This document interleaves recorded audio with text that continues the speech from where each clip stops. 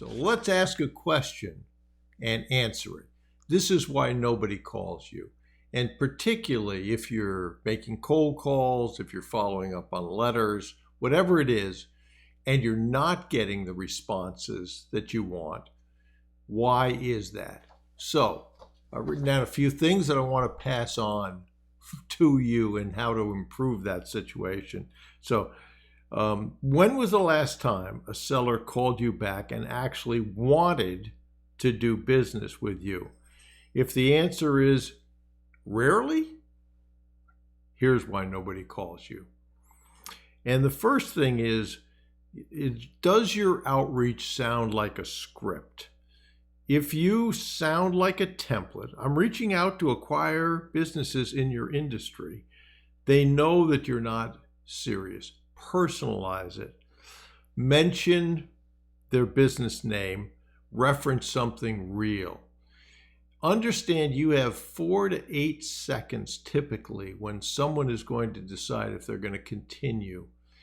If you sound like a salesperson, that pretty much seals the deal right there in terms of them thinking, oh, it's a sales call, it's a marketing call, so no. Frequently, I would end up saying in the beginning, this is Bruce Whipple, I'm founder of blah, blah, blah, something like that. And then get to the reason that you're calling. And let me give you an example of that. In the property tax days, a long time ago, when I was building that company, we would reduce property taxes. And I would frequently call businesses and want to talk to the CEO or the CFO. And I'd want to do that early in the morning before their secretary, in the days we had secretaries, got in. And so I would call and I would say, hi, good morning. I know you're getting ready for your day. Bruce Whipple, founder of Property Tax Consultant. I just had a really simple question.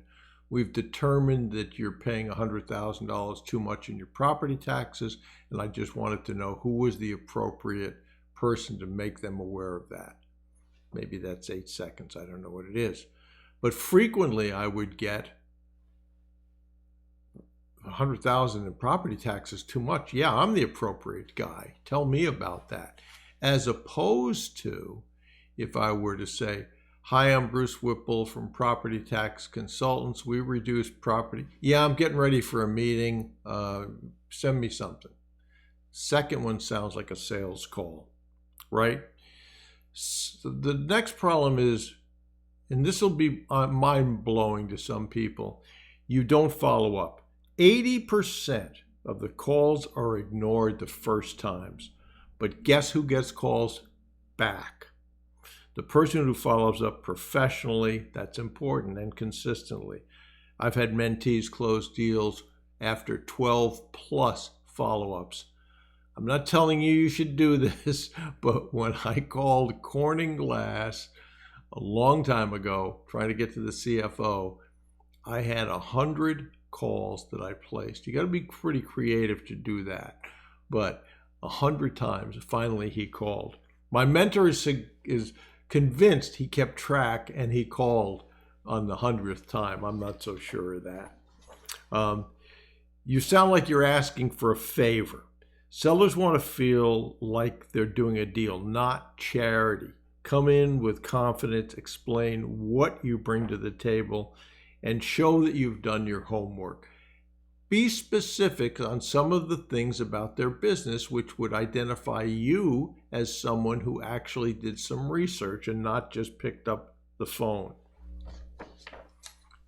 Okay, and lastly, you don't sound like a buyer. If you hesitate, sound unsure, and can't clearly explain your plan, they won't take you seriously. Sound like someone who's already done deals, even if you haven't done deals. Don't begin conversations with, how are you today? How's the weather there?